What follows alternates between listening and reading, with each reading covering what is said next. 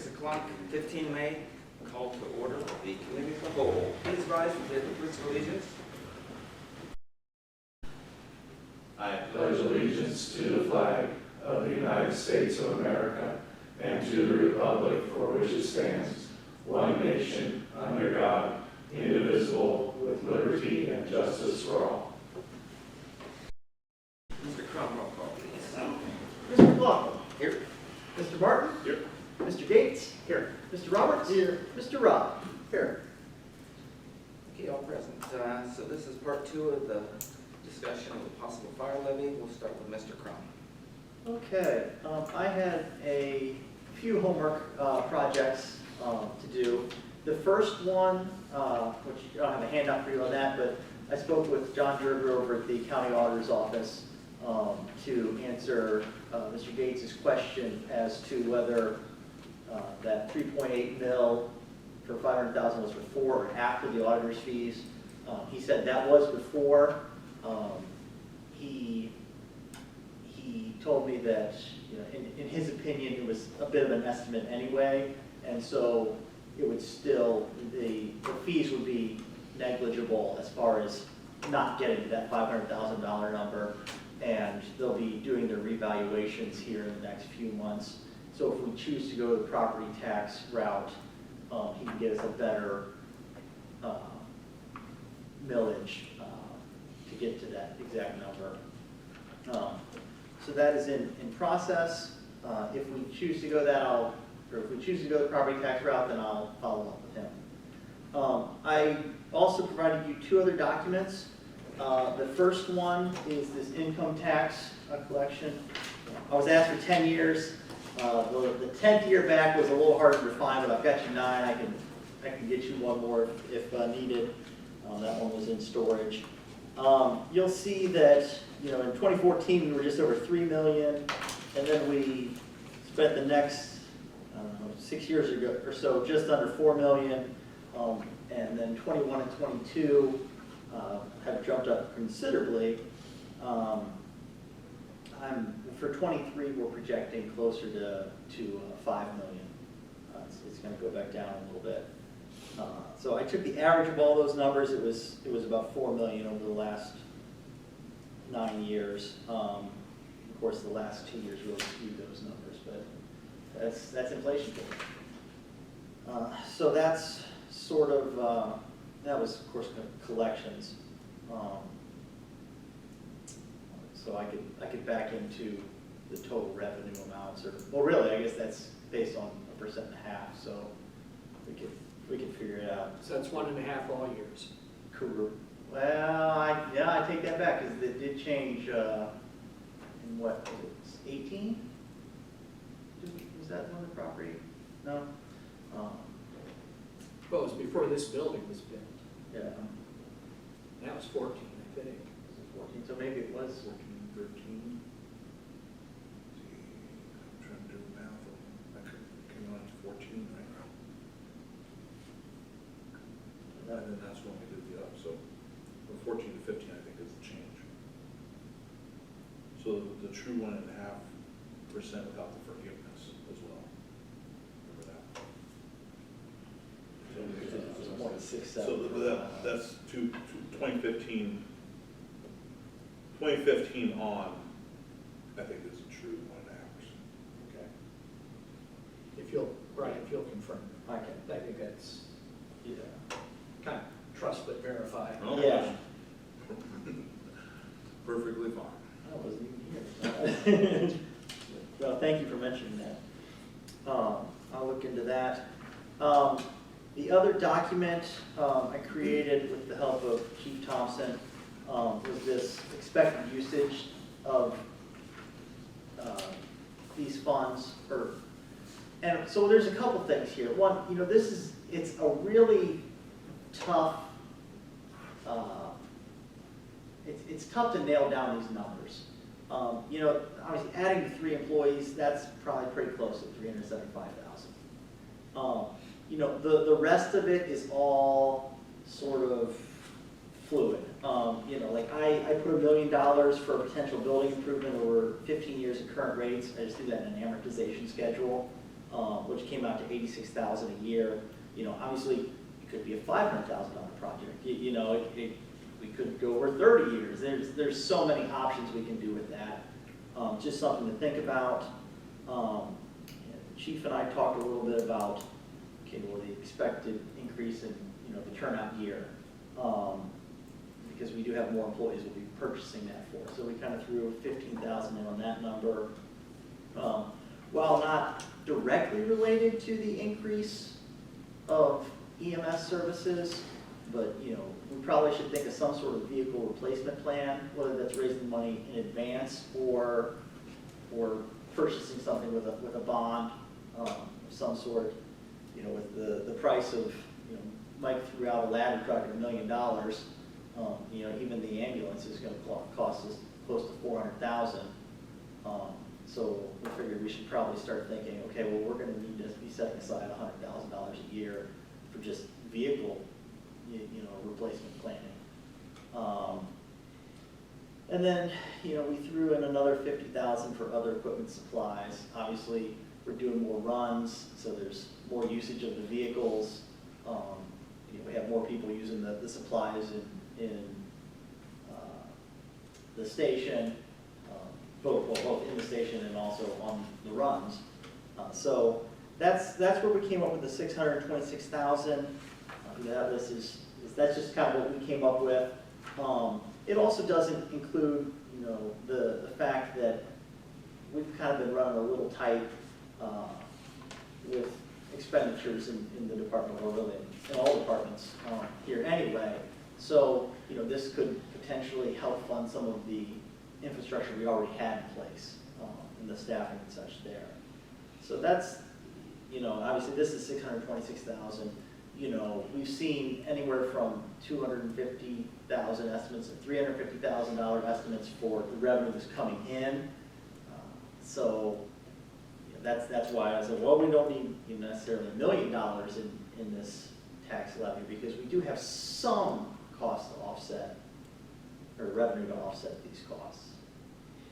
This is definitely a starting point. I'm happy to research anything further and get more concrete numbers as you guys so choose. So 0.38 was what they said, right? And I think that in earlier discussion, again, I'm going off my memory, so pardon me, but I thought we had said if we're just going to make it even 0.4, because, you know, at that point. I think that for me, you know, when we talk about potential building improvement, that's one piece of it. But also I think if we start, like even if we just said, you know, we're either going to do building improvements or have an improvement fund, and we're going to soak away $100,000 a year. So that in the eventuality that we need a new fire station, we have a significant reserve to put into that. And I understand that's a 25, 50-year problem down the road, I get that, but our predecessors, you know, if 50, 75 years ago, if our predecessors had done something similar, then we wouldn't have been reliant on a literal wing and a prayer with a new fire station, right? So I think it's incumbent upon us to take that blessing and have a little foresight moving forward. And again, understanding that, you know, the first 15 years or so, that's going to be going into the existing station for the additional room, the additional storage facilities, stuff that we know that we need, but that the eventuality is that we'll be able to start saving some for the future. I think that that's a definitive benefit.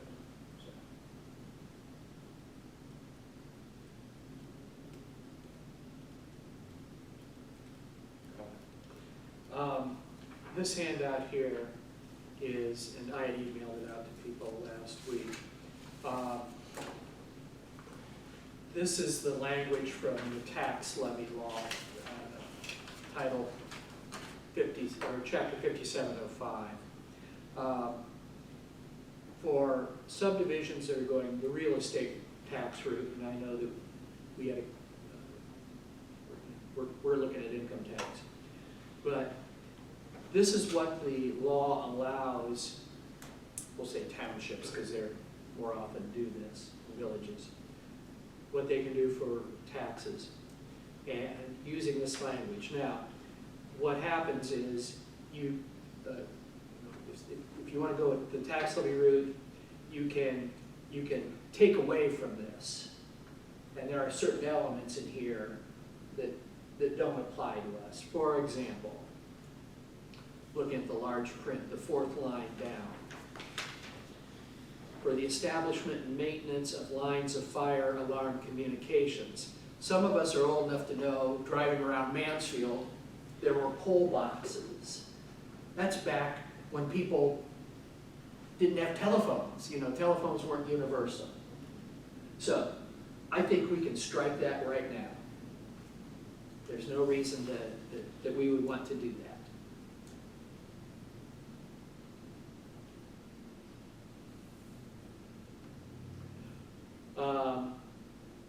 Let's just look down the next one. For the payment of firefighting companies or permanent, part-time, or volunteer firefighting, Firefighting companies are private, not-for-profit corporations that exist in some places here in Ohio that contract with whatever the entity is. We don't do that. We have the permanent, part-time, So we can say, for the payment of, we can strike out that line, firefighting companies or. And it goes on, permanent, part-time, or volunteer firefighting, emergency medical service, administrative or communication personnel to operate the same. Now, we don't have administrative people. We don't have communication personnel.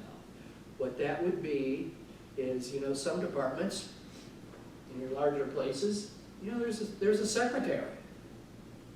I'm looking at the chief secretary, right? Yes. He types up his own correspondence. Yes. Or communications personnel. In some places, they have dispatchers for the fire department.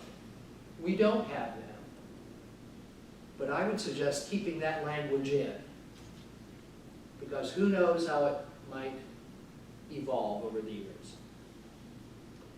Including the payment of any employer contributions required for such personnel under section 145.48, that's OPERS.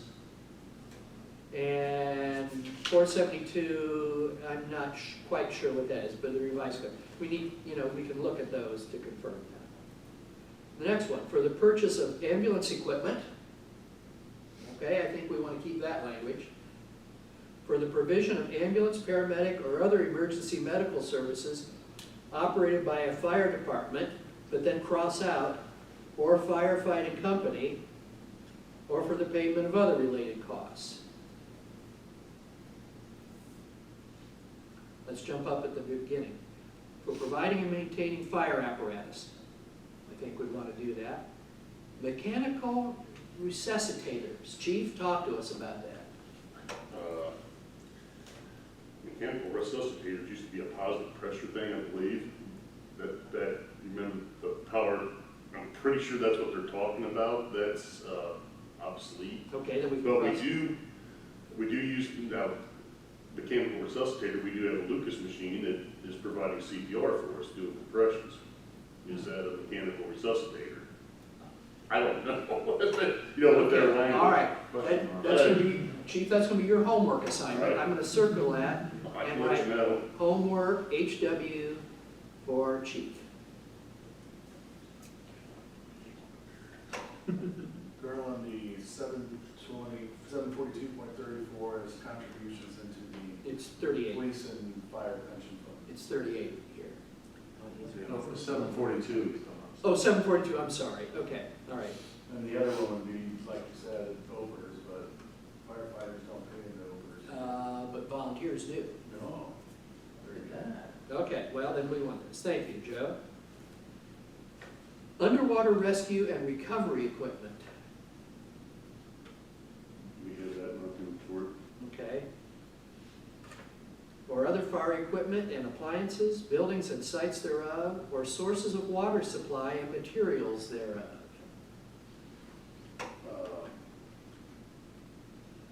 hydrants are coming out of the water department now. The water supply, I mean, we could put in like a dry hydrant ponds or something, you know, out in rural areas. We don't have any currently. We have one over Miller Road, it's actually in Shiloh. We don't have one currently, but we could end up with one. So I'd probably leave it just in case. Okay. I think we're back to where we started. Well, that's, when we, I know of no special language for the ballot for income taxes. So, but I think this is very inclusive.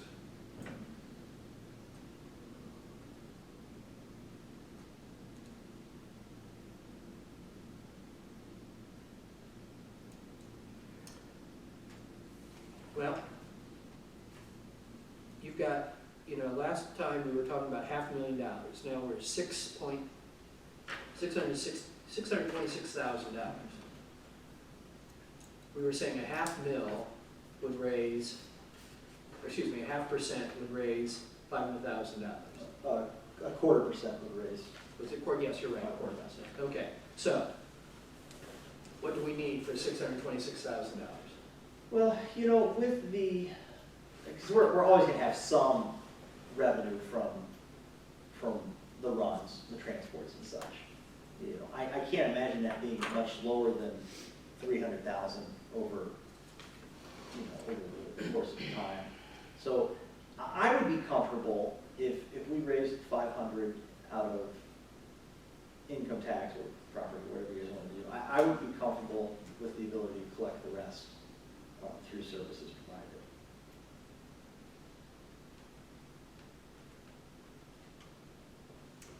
That would be 0.313, using proportions. Oh, okay. Find x equals 0.313%. Or on the ballot, it'd make more sense to say 0.3. Just say. That makes sense. Yeah, that's up to you guys. I think we could do it with a 1/4%. There's no reason for it, but just in my years of preparing returns, most of the time cities do things by 1/4%. Why, I don't know. There are a few in here that aren't. But we can, obviously, it's not gonna hurt things from my standpoint. If we make it 0.3 instead of 0.25, hey, that makes my life a lot easier. Because obviously there's more money coming in and it takes a lot of away from us. Will we actually need it? Right now, I would say probably not. If we expanded personnel and facilities greatly, and for some reason our transport costs didn't go up accordingly, then yeah, it would certainly be helpful to have all of this covered in income taxes. Well, here are the places that are at 2%. Bucyrus, Ashland, Mansfield, Galion, Crestline, Mount Vernon, and Bellevue. So Norwalk is currently at 1.5, Mount Gilead at 1.25, Willard at 1.38. So, if we did a 1/4%, if we did 0.3, we'd still be below the norm.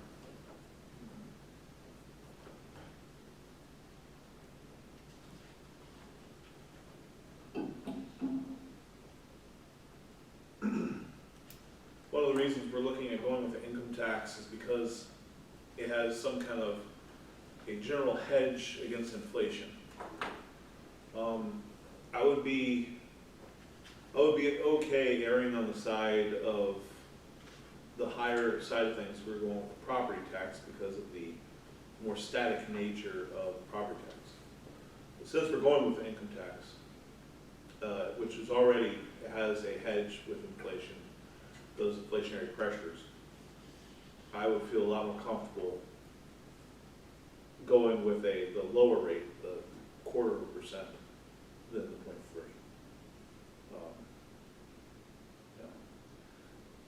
I think that I think there's room in this plan. We know we're going to be getting some additional revenues. I just don't. I don't see the need to push the envelope, so to speak. If because we're going with the income tax, I want to make sure that we're erring on the lower end of things, not the higher end of things. And hearing Mr. Crum and, seeing some of the figures, projections, we're not going, so I think we're safe, we're not going purely on projections of what the buildings will bring in. So I think we would be, say, safe, the 0.25%, and I think there's something about presentation, what that number looks like. $9.99 sounds a whole lot less expensive than $10. There's reasons for that. And I think 1.75 is more palatable. Just in my opinion. Yeah. Chief, did you have something a minute ago? One thing I would have to add, with the figures we were talking about. Right now, like I said, with the ambulance billing, by the end of next month, we should be at 1,041 runs. Today, we were at 622. So we're still, for whatever reason, way down, which will, eventually that'll turn around, there'll be more money coming in. The other things after talking with the captains, right now with 5 guys on shift, anytime someone's off, we're working overtime. We're getting into our busy season. We've already been through 32% of our budget at that last month. That's a third of the year, so I'm nervous. And this is heavy vacation. We got a lot of older guys that have a lot of vacation. It gets to a point where the overtime is great, but it starts to wear. They're here almost every. They don't have 1 day and off for 2. They're working 2 days and off 1 a lot of time. Now they're being compensated, but how do you beat overtime? As eventually, when we get to this point where we recover money at the level we should, from last year's numbers, which we will be, it'll come back. We get little blips, we'll be back. Working towards always getting that 6-man on and keeping the 5-man down. That would greatly reduce. Now, that's down the road. We're lucky to be where we're at right now. But just looking, to your comment, looking ahead in the future, just thinking ahead, planning, with this money in trucks, we've got engine 31s and 96, ladder 37 to 99. So they're starting to age up on us with our fleet. We've taken really good care of them, but eventually comes a point where you got to replace. So just some things to consider. I just want to say I agree with the mayor on the 0.25% issue. I think it'd be a whole lot easier to sell 0.25 than 0.33. It's just a number that people can recognize quickly and do the math in their head if they have to. Just a whole lot simpler, I think.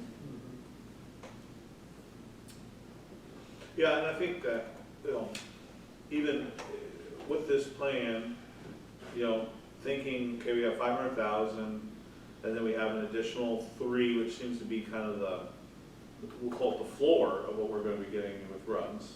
I don't think we're going to go down in runs. I don't think I anticipate that, right? So, if we look at 3 as the floor, that puts us to 800,000, which would support, given the 626 number here, would support even bringing on a 4th additional employee if needed be, with room to spare. And that's assuming that we, have $100,000 for the building, $100,000 for the equipment fund, et cetera, et cetera. So I think even that's, we're still going to have some wiggle room there. even if we brought on an additional firefighter with .25. I just think the optics of it, and everything included, and, you know, not forget, you know, the income tax it's going to hit people. I think it's gonna hit the working class the hardest, obviously. And for a lot of people who don't have their taxes withheld, or their employer doesn't even give that option, you know, that's a significant check to write every year. So the more we can limit that, the better. Question for the finance director. Looking at these numbers, do you have some program where you can plug these numbers in and it does a projection? Yeah, we can certainly do that. Well, Yeah. that might be helpful for us to, think, 2, 3, 5 years out. And obviously, you're gonna take out the 2022 because we know that's the extraordinary one. Yeah. And you're gonna double check this 2014 to see if that was only at, 1% instead of, 1.5 or whatever. But, if you could plug in 15 through 21 and, well, and then, your projection already for 2023 is $5 million. It may be more academic than anything, but it'd be interesting to see where that line is gonna go on a graph. I can certainly do that. I've already calculated the percentages, but I don't have any graph paper at home, so. I actually do have some graph papers. So. Okay, well, if you'll write that I do down, on computer. that'll be your homework assignment. All right, certainly.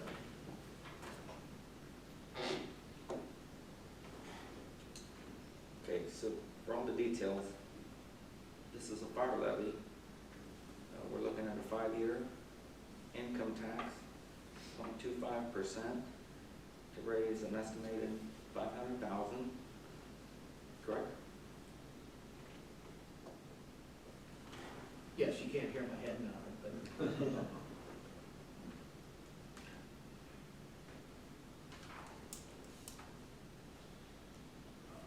Back to the language, where was it look at? Oh, let's see, it'd be the 1, 2, 3, 4, 5, 6, 7. Okay, administrative or communication personnel to operate the same. I think the same was referring to firefighting companies. I wonder if we need to find something or eliminate somehow, what I'm saying, this, I think it ties itself to firefighting companies, the same. So the payment of permanent, unless it's, I guess maybe. Permanent firefighting. Okay. For the payment, well, no, I'm looking down here. Permanent, part-time, or volunteer firefighting, emergency medical service, I don't know, volunteer firefighters, are you allowed to say that? Maybe firefighters fits better than firefighting. Medical service administrator or communication personnel to operate the same. Maybe the same is referring to just those statements without firefighting companies. The same would refer to both, in this context, the same refers to both the payment of firefighting companies or the payment of permanent part-time volunteer firefighting, because the or combines both of those things. Right. So because we took out the one, then the only other option is permanent part-time or volunteer firefighting. Yeah, so the same would refer to what we've just described. Permanent The same. part-time or volunteering fire. Correct. That's correct. That's fine. Just maybe volunteer firefighters or volunteer firefighting is fine, I guess. I think firefighting is fun. Yeah. Okay. Much to do about nothing at this point. One other thing with that, I think Garland, I'm gonna look up mechanical resuscitators, because I'm interested to find out what the answer is, but if you look at the bottom, it says EMS equipment. Whether it's the Lucas or the AED, it's equipment rides on the squad, so I think it's kind of redundant. So they could probably, mechanical resuscitators could probably be stricken because it's covered under EMS equipment. Okay, there you go. Okay, so we take that. Well, no, I've only seen ambulance equipment. Well, it's where it rides. Ambulance equipment. Yeah, ride on ambulance. What if we put in ambulance or for the purchase of ambulance or EMS equipment? EMS equipment, yeah, that's fine. So we do run a chase vehicle that has some capability.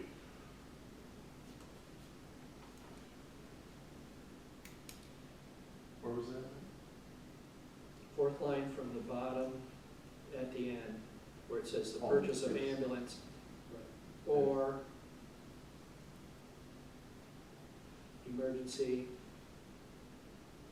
Medical services. medical services equipment.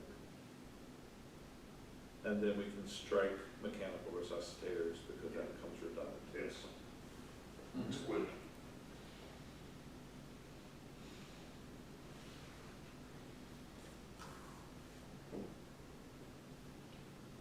And what's your homework assignment? We have to do. I'm still gonna look it up, 'cause I'm curious how they define it. Yeah, it'd be fun. The chief went to study hall and took care of that. Doing other things. Study hall? Those even exist anymore? Yeah. We're dating ourselves. They actually exist in a bunch, they actually double study. Really? That's a whole other, not for this meeting. All right. So I guess what else do we have to definitively decide? That's what- We could bring in language, bring in legislation next week. Do that. Because this, we're utilizing this language, correct? Yeah. So. And we no longer have the homework, so associated with it. Right, okay, so that's for the clerk to communicate that information to the law director to bring in legislation. Perfect. Any further discussion? Now, who's going to sponsor? I mean, I'm willing to sponsor, I'm assuming several of us will sponsor it. I don't think sponsors can be an issue, but You can put me down as a sponsor too. Anybody else want to be on the sponsor list? Okay.